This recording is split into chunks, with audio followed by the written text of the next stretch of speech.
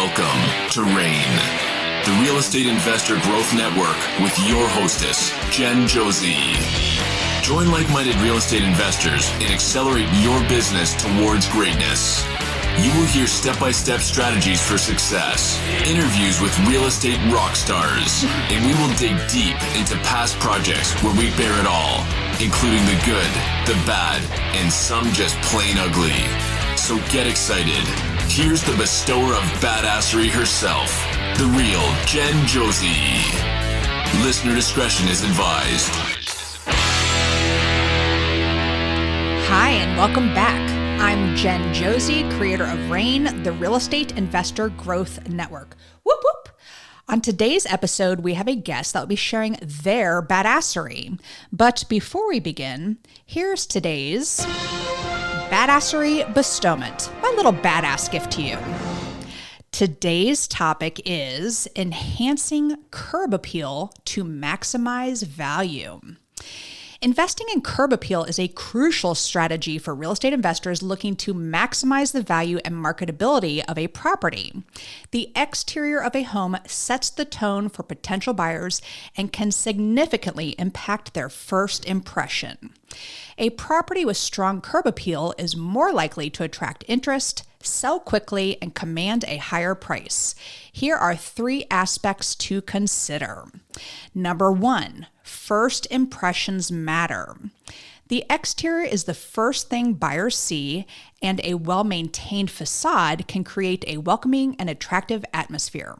This positive initial impression can set the stage for a favorable view of the entire property.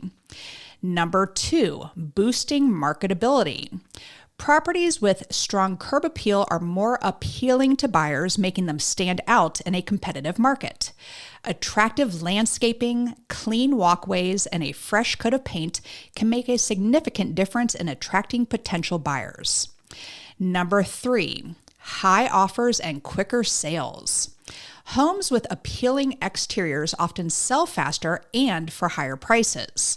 Buyers are more likely to perceive a well-maintained exterior as an indication of a well-cared-for home, which can lead to more competitive offers. So, investing in curb appeal is a cost-effective way to enhance a property's attractiveness and value. As you're wrapping up your next flip, remember that first impressions are lasting impressions. Now, on to today's episode of the Real Estate Investor Growth Network podcast. We have with us Jason Wright. Jason is a speaker, author, entrepreneur, limited partner real estate investor, podcast host, and digital marketing architect with a passion for helping other business owners with their sales funnels. Jason prides himself on his ability to connect with people and speak to them in a language they understand. Jason is able to design successful marketing automation machines, all while keeping a positive attitude and a sense of humor along the way. It's my pleasure to have him on the show, so welcome, Jason Wright. Thank you for having me. Absolutely. So what is your podcast, sir? It is called Real Estate Investor Marketing Stories. I couldn't find another one in that niche about marketing specifically. So yeah, I talk to cool people about that stuff, and pretty casual, and anything goes there as well. Very nice. Well, make sure you all check that out. So Jason, you're going to talk to us today about marketing, and one of the main hot topics is sales funnels. So first of all, what is a sales funnel, and why would a real estate investor need one? Yeah, it's a good question. So an easy way to think about a sales funnel, it's really kind of customer journey, right? So the top of that sales funnel, you're going to have, if you just envision this in your head, you're going to have traffic, right? It's getting the attention of people online or offline and directing their attention to a page online. Second piece of the sales funnel is called the front end. This is going to be websites or landing pages that people can interact with online. And the final piece is what I call the back end. It is what happens after people join your list. And this is where relationships are built and maintained. So it's, in my opinion, the most important thing of all. But that is my simplified way to explain it to people. I think everybody kind of goes, okay, that makes sense, at least, at some level. And why does a real estate investor need one? Yeah, because real estate investors typically, if they're using their own money for deals, they typically reach a point where they run out of money of their own, or their small network, their internal network. They run out of money, and they start to seek the capital from people that they don't know. So there becomes a need to kind of broaden those horizons, bring new people in their world, kind of nurture them to what they do and how they may be able to help them. So. Like any business, it's going to need, more clients, more investors at some point. So it's not necessarily just for finding leads for properties to flip or for buy and holds. It's to find money. What else can you use funnels for? For anything. You can use them for selling products, services, investments. Again, it's really once people enter your funnel, and so once they've entered your email list, it's really like that's where your conversation begins. So you can think of it as the dating phase of a new relationship, right? There's more conversation up front, and over time, you still need to talk, but not as often. It's that same type of thing. And I stress it doesn't matter what you say as much as you think. And the reason why is people will forget what you say very quickly, not because you're not interesting and I'm not interesting. It's because so much information overloads us all every day. You're going to remember that you heard from somebody and maybe how they make you feel, but not what they say as much. So it really just becomes kind of that consistent effort, like most good things in life that have a good outcome. So what does one do with what comes out of the funnel? So you're basically capturing email addresses, or are there other, okay. So what do you do once you are capturing all these email addresses? Keep the conversation going. So what I typically do is I start the conversation with marketing automation. So everybody has kind of a predictable story and journey they go through, and there can be some variation. And then once the automations run out, that's the importance of a newsletter or a regular outreach from you to your list. For me, I've found twice a month is kind of that sweet spot of pretty easy to create. It doesn't annoy anybody, but people aren't going to forget you. I used to say once a week, but then I realized, hell, I can't even keep up with this myself. So, once a week's okay. But when you see people that start going like every day, I don't know about you, but I don't want to talk to anybody that much. It's like, stop talking, leave me alone. I'm glad you brought this up, because I literally was writing the next question, like, what's the fine line between being annoying or just being informative? So what are some good things to include? I love that you said newsletter, because, people want to know, this could be for private money lenders on a project. It could be updates for things. And then there's just general ones of getting people to, like, I have a sales funnel I use for my coaching for the RAIN group, etc. So what are some like surefire ways for people to include in emails that's going to grab attention? Well, it starts with the subject line. I've been doing this a long time, about 9 years and almost 9 years. And I have found that I love to play to the curiosity of humans. People, if you can pose something in a way that's, curiosity provoking, or maybe in a way that most people don't pose it, that stuff will get opens. And there's a second subject line called a pre-header line. And so if you're looking at an email from mobile, you'll see that as well. So you can kind of continue to twist the curiosity knife, if you will, there. So subject lines are really, really important.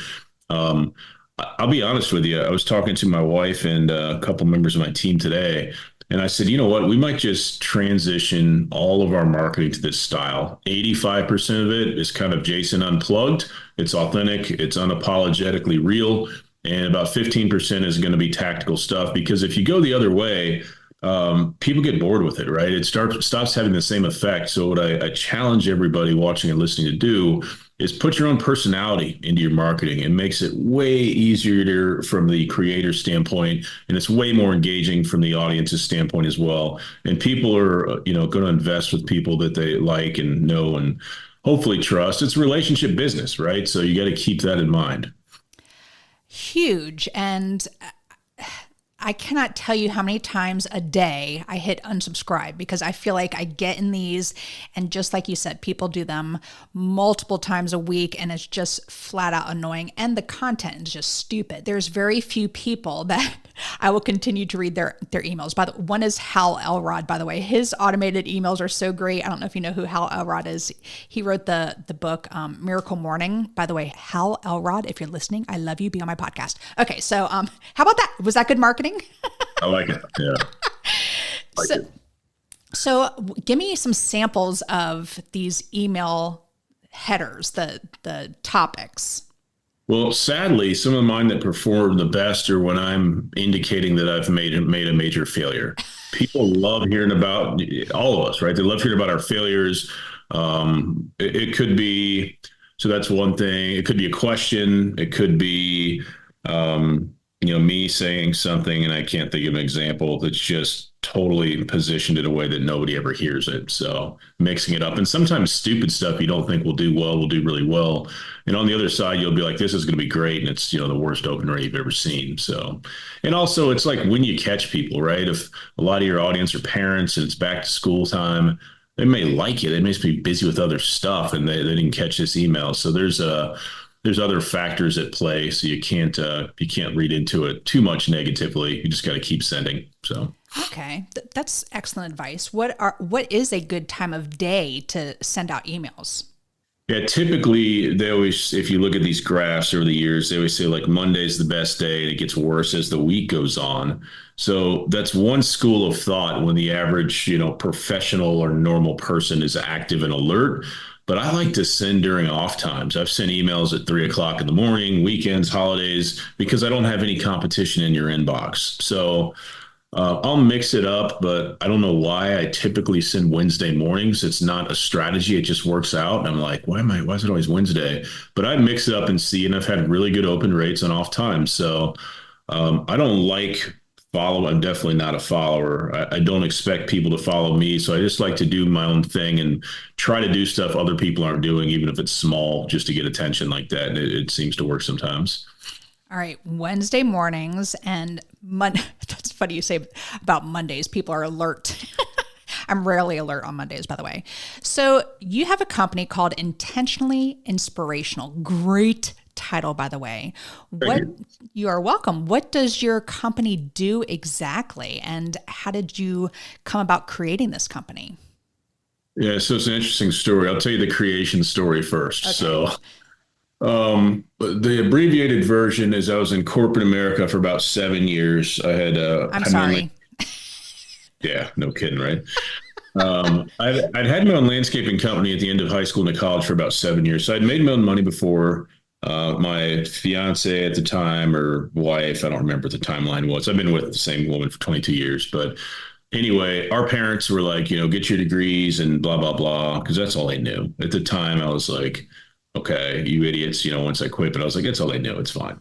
So I was in corporate and I got tired of maybe petty, stupid stuff, but I was like, I don't want to wake up early any longer. I don't take calls before 10:30 now. I don't like getting up early and I don't want to commute. Like it pisses me off. So surely I can make enough money from anywhere to pay my bills. That was like the original goal.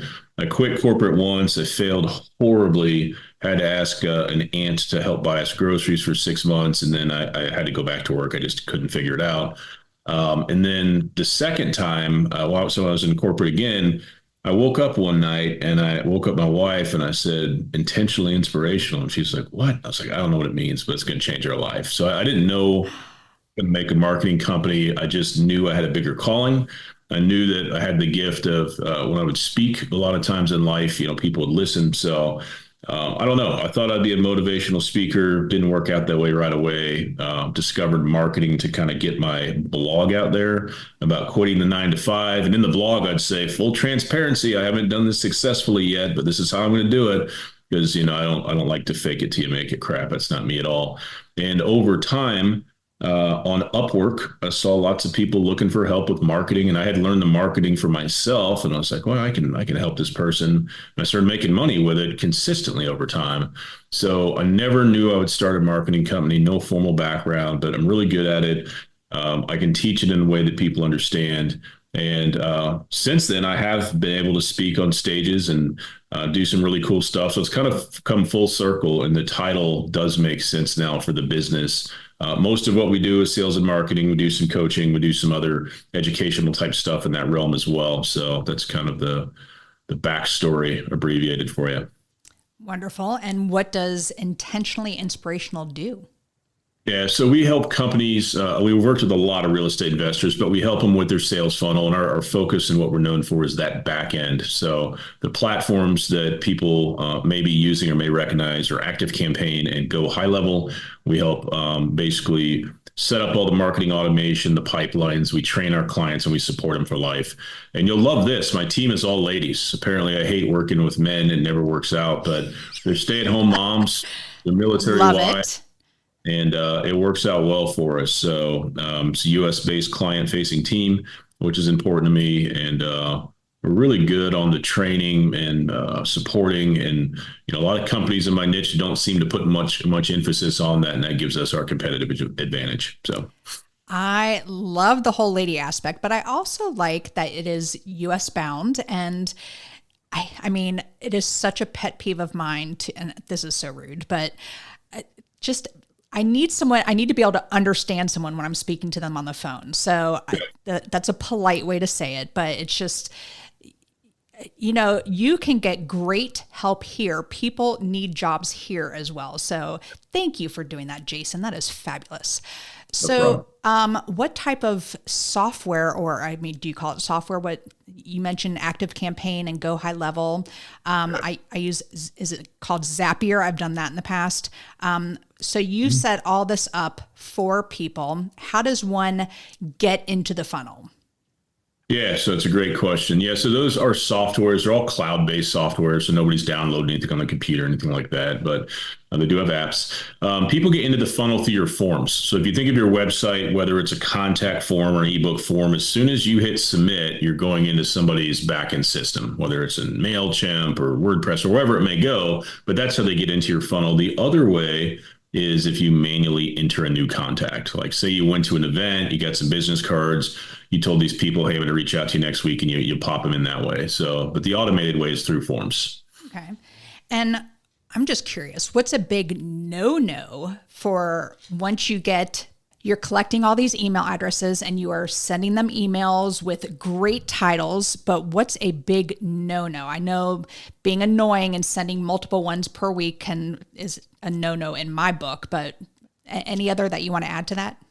Yeah, I'm going to give you two. The first is how you get those emails. So we live in a very impatient time in our world, as you probably know. So there's a right way to build a list, which is slow and targeted, and you get good results from that. And there's a wrong way, and that's buying lists, scraping lists, basically organizing a list of people that don't know they're there. And we all get these emails every day. We get spam and stuff, and it pisses me off. It's like somebody trying to sell me a vacuum on my front door. Like if I want a vacuum, I'll buy it. Don't try to sell me anything on my front porch. And I won't ask again nicely. This is your one warning. So that's one mistake is people want to fast track that. So they build a list the wrong way. The downside to that is deliverability is horrible. Spam complaints are high. Bounces are high. And the email service provider can shut you down. So it becomes a big waste of time. The other thing I was going to tell you is once you have that list and you're talking to people, do not forget to give them value. If it's all about, I'm so great, buy my stuff, it's probably not going to work out the way you think it's going to. That's a nice way to put it. So just like any relationship in real life, if all you do is take, probably not going to like the outcome. Thank you for saying that because, we all know those emails that come in, but what are some examples of things that you can include in an email that will provide value? Yeah, when in doubt, this is my rule. When in doubt, educate or entertain. And I do mostly that because I'm just kind of documenting my life and my journey. And people are either like, this guy's weird or like, this guy's pretty interesting. And that's the point. You want to create clarity. And I'm not special. This would apply to anybody listening or watching as well. So I do that. And when people really get dialed into what you're doing, they'll come to you and say, hey, do you do anything in coaching, or can you help me with this? Or do you know anybody can do this? People will let you know if they want to learn more about how they can get into your world and get help from you as a business. And I never understood that for a long time, right? I was like, man, so I really don't like direct response marketing that much because it's not really authentic to who I am. My whole style is I'm going to tell you what I think and I'm going to start walking this way. And if you want to come with me, come on. So, and that's how we approach our business. And it's easy because it's authentic and it works well for us. So how would listeners sign up for your service if they want to start creating some marketing funnels for their own business? Yeah, it's a great question. So I would always tell everybody, go to the website, intentionallyinspirational.com, book a 20-minute Zoom with me. We'll talk about it. You know what? If I don't think I'm a great fit for what you're looking for, I'll give you a bunch of free advice, get you pointed in the right direction. But I can kind of show you what we're doing if it makes sense and just go from there.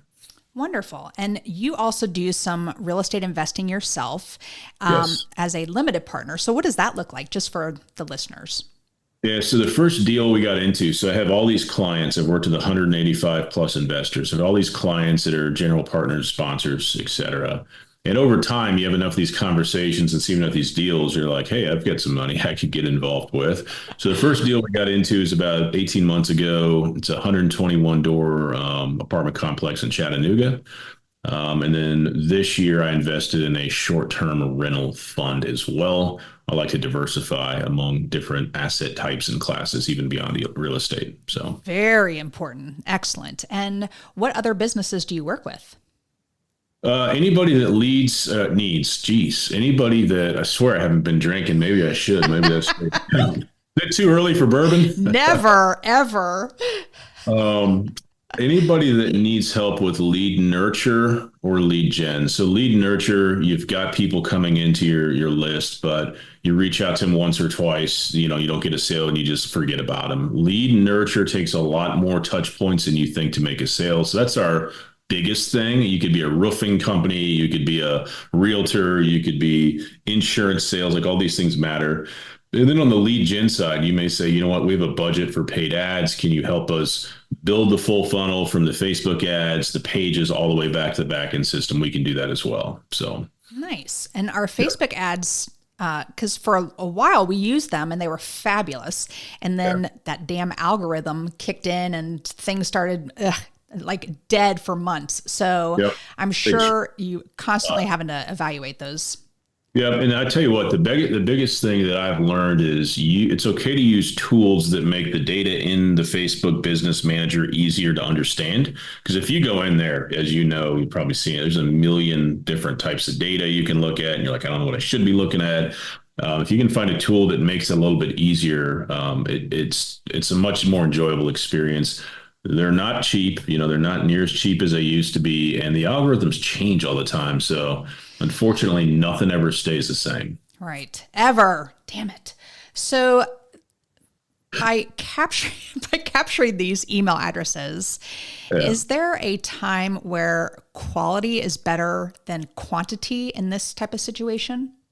Always. Quality is always better. So, and you may say, how do you get better quality?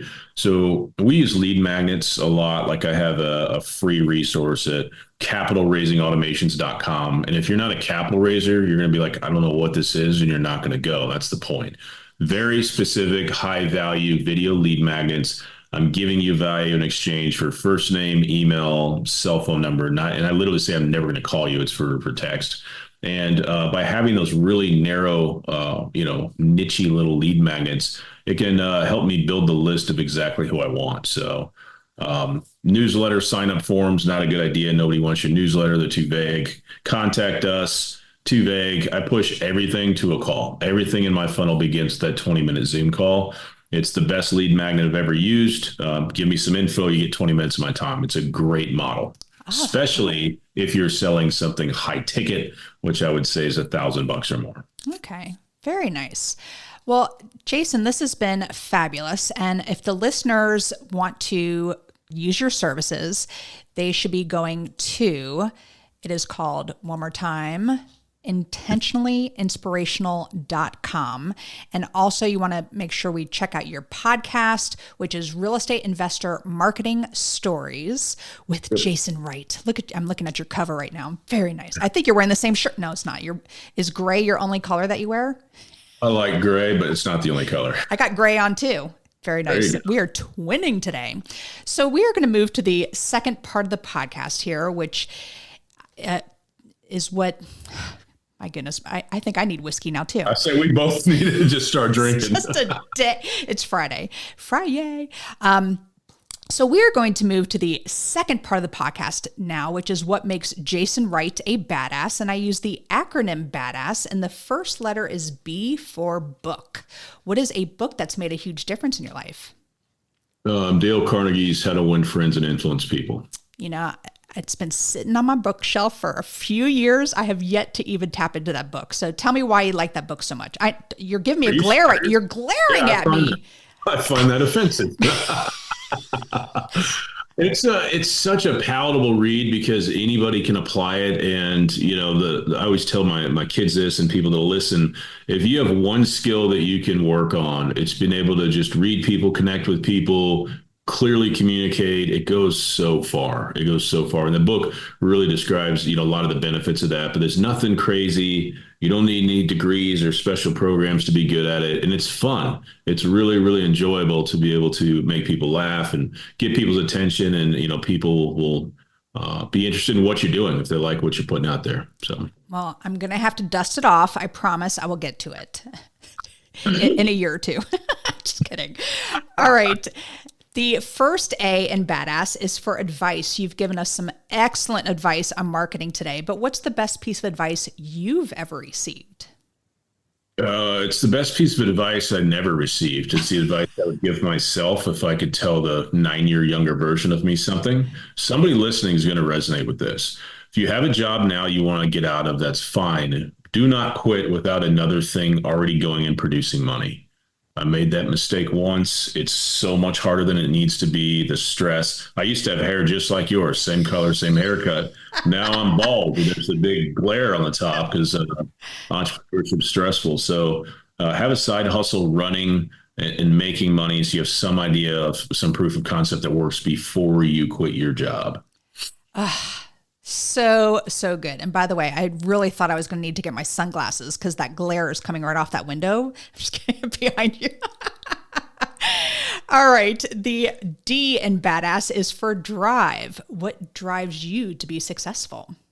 Yeah, it's kind of an unfair thing for me, but I've always been very intrinsically motivated. So I've been like this my whole life. I don't sit around. I always want to make progress and do something where I can see results right away. So I'll just keep going. I love to be able to pay my team better. I love to be able to reach more clients, impact more people, get people believing that they can be successful in entrepreneurship. And I suppose I will stop when I die.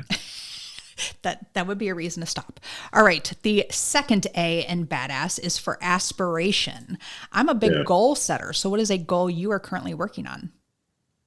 It's a great question. It's been a year of challenge. So it's been defending the hill and I didn't expect any of it. So I haven't thought about goals in a while, to be honest with you. But really, here's one.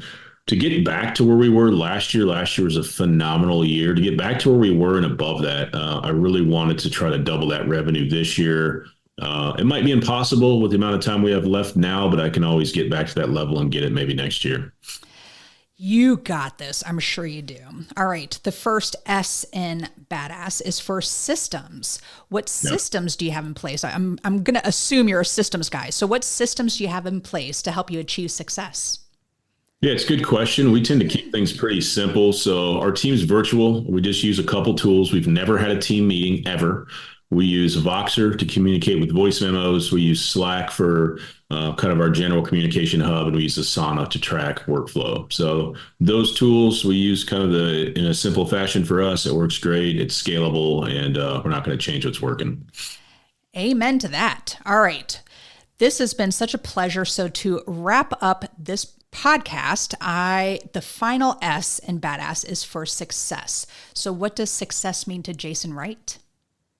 Success to me, it's not even a financial thing at this point. Success to me is to be able to keep growing that team, keep reaching out more clients, find other industries like real estate investing that we can make a huge mark on in a good way with what we do. So just broadening the value we have to give for sure. Well, I appreciate that this was an edutaining experience because you're talking about educating and entertaining. So I call myself the edutainer, but this has been fabulous. It's short and sweet, and I know you have a hard stop coming up here shortly. So I truly appreciate you sharing your badassery on today's show. So Jason, thank you so much for being here today. Yeah, no problem. Thanks for having me. Absolutely. And that is all. Thank you for listening. We will catch you on the next episode. Now go out there and share your badassery. And don't forget, make it a great day. Take care. Bye-bye. Whoop, whoop. Thank you for listening to RAIN, the Real Estate Investor Growth Network. Be sure to subscribe on your favorite podcasting platform so you never miss an episode.